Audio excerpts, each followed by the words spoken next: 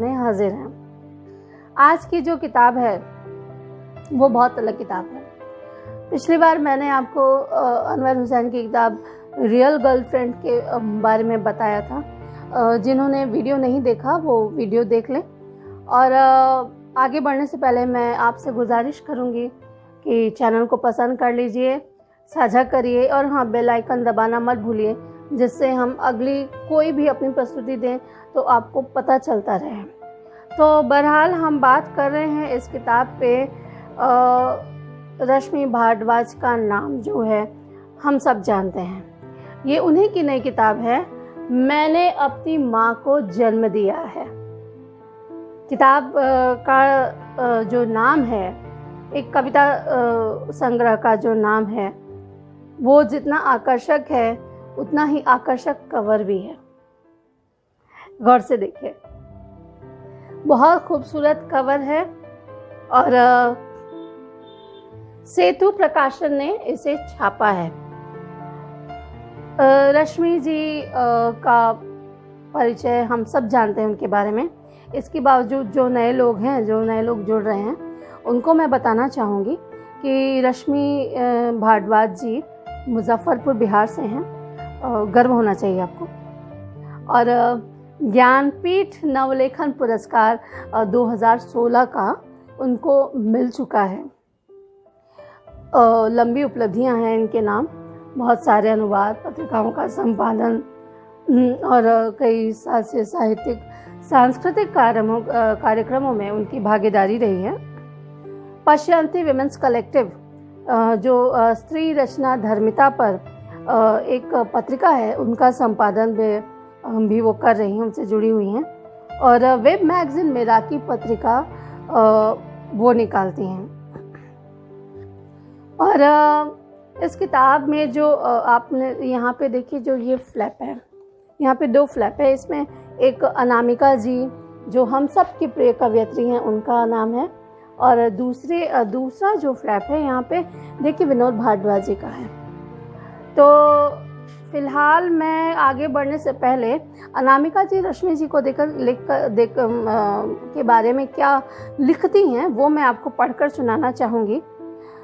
रश्मि चौथी पीढ़ी की स्त्री कविता में विशिष्ट स्थान इसलिए भी रखती है कि इनमें ठहर कर सोचने का शील है और सोच समझ लेने के बाद अत्यंत निर्भीकता से सच उधार देने की ईमानदारी भी। उग्र प्रतिक्रियावाद में ये भरसक नहीं पड़ती और सत्य के सारे आयाम पूरे धीरज और विनय से उजागर कर देते हैं।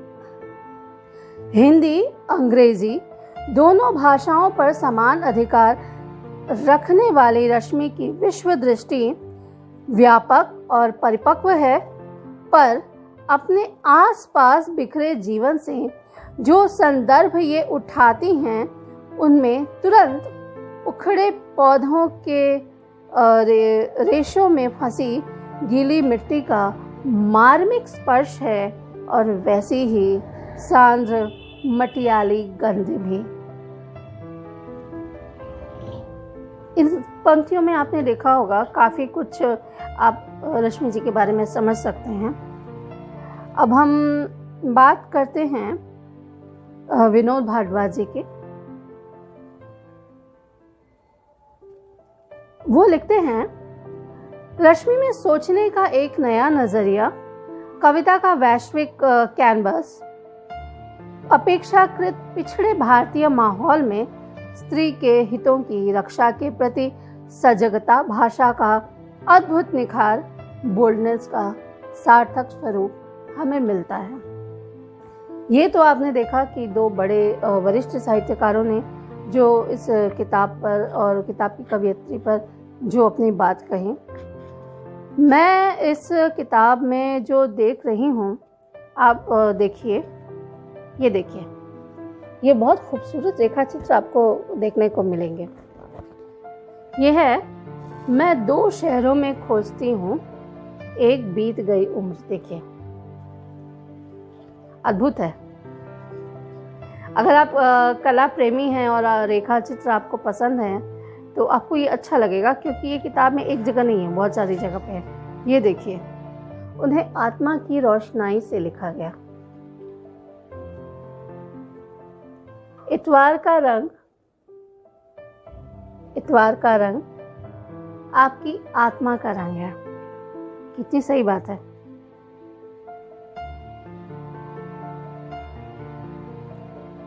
यहाँ पे मैंने बताया कि जो दिग्गज हैं उन्होंने क्या कहा। अब रश्मि जी कविता को लेकर क्या लिखती हैं, ये देखिए। कविता जीवन की अभिव्यक्ति है। जीवन अनंत अंधकार के बीच भी अपनी अस्मिता को बचाए रखने का संघर्ष है। इस जटिल और अराजक जीवन में कविता में हर पल आशा और रोशनी की बातें करना बेईमानी ही नहीं, समाज के साथ अन्याय भी है। कहने दीजिए कविता को, जैसा है जीवन, कितनी धूप छांव है और कितना अंधेरा। जबरन की सकारात्मकता संशय में डालती है कविता के लिए, लेकिन जीवन लिखना नकारात्मक होना भी नहीं है। यानी you have to be positive, but आपको सच लिखना है।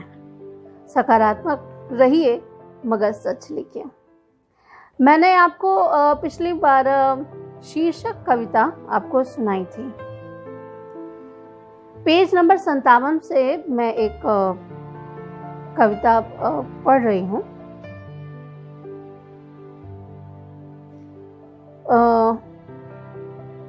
कुछ पंक्तियां हैं। उसे सिखाया गया सलीके से चलना और पैरों को जोड़कर बैठना। सड़कों पर चलते परत दर परत कपड़ों में लिपटी थी वह, फिर भी उन्हें मिलती रहती उसकी आदिम गंध। उनकी आंखों में कामना की नग्न भूख देख वो भूलती गई कि उसका भी कुछ काम्य था। ऐसा नहीं कि ये हम सबकी कहानी है, ऐसा नहीं लग रहा। मैं एक बार फिर शीर्षक कविता पे आती हूँ। अंतिम पंक्तियां हैं, ये आपको मिलेगा पृष्ठ 52 पर जाएंगे। मैंने अपनी माँ को जन्म दिया है, लेकिन अब जब खुद एक बेटी की माँ हूँ, अनायास ही आरोपित हो गए मुझ में उनके सारे दुस्वप्न, और वह दोहराने लगी है मेरे विद्रोह की 12 खड़ी। मैंने अपनी बेटी को जन्म देने के साथ अपनी माँ को भी जन्म दिया है। कविताएं बहुत हैं और इतनी कविताएं हैं कि अगर मैं सिर्फ बताऊंगी तो फिर काफ़ी नहीं रहेगा। आप खुद पढ़ेंगे तब आपको समझ में आएगा। तो ये देखिए एक चित्र, वे जन्म दे रही हैं हर क्षण एक नई पृथ्वी। इतना सच है।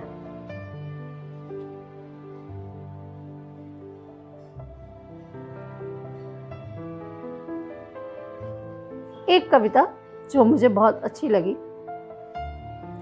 मैं शेष रही। अपने सभी संशयों के मध्य भी मेरे पास शेष रहा प्रेम का विश्वास।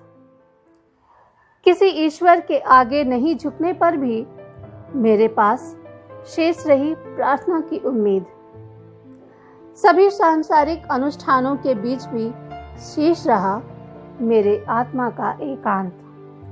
मैं बहुत कठोर हुई, फिर भी निष्ठुर नहीं हो सकी। तमाम नफरतों के बीच भी मेरे पास शेष रहा क्षमा भाव। छल कम नहीं हुए, फिर भी बची रही टूट कर भरोसा करने की प्रवृत्ति। मेरे लिए तय थी समझौतों की सीमा, हर अभाव के बीच भी शेष रहा एक मनुष्य का स्वाभिमान। मैं थोड़ी कम दुनियावी रही, थोड़ी कम सफल, पर मैंने बचाए रखी अपने अंदर की कविता।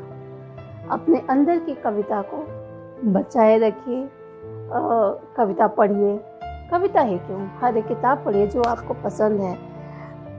कहते हैं ना, किताबें सबसे अच्छी दोस्त होती हैं। जब किताबें पास होती हैं तो आपको किसी चीज़ की ज़रूरत नहीं पड़ती है, और ये बात सच है। तो आज हमने बात की रश्मि भारद्वाज जी की किताब मैंने अपनी माँ को जन्म दिया है। ये जो किताब है हाल में पुरस्कृत भी हुई है। इसके बारे में हम आपको बताएंगे, आप देखेंगे तो आपको पता चलेगा। ये कविता की जो किताब है सराही भी गई है, पुरस्कृत भी हो गई है और रिकमेंडेड। पढ़िए, आपने कौन सी किताब पढ़ी, और अगर आप अमेज़न से किताबें खरीदते हैं तो आपने अमेज़न से कौन सी किताबें खरीदी और आपका अनुभव कैसा रहा पढ़कर। और अगर आप समीक्षा लिखते हैं तो आप हमें वीडियो समीक्षा भेजिए या लिखित में भेजिए समीक्षा, सिनेमा की समीक्षा भेजिए, नाटक की समीक्षा भेजिए शुभ सृजन नेटवर्क 2019@gmail.com पर। ये हमारा ईमेल आईडी है। बाकी जो डिस्क्रिप्शन है, जो विवरण है, वो हम इस वीडियो के विवरण बॉक्स में आपको मिल जाएगा, और ना मिले तो आपको हम सलाह देंगे कि www.shubhjita.com या www.shubhjita डायरेक्टरी यानी शुभ सृजन संपर्क पर जाके देखिए, हमें अपने सुझाव दीजिए, वीडियो को पसंद कीजिए, साझा कीजिए और जुड़े रहिए।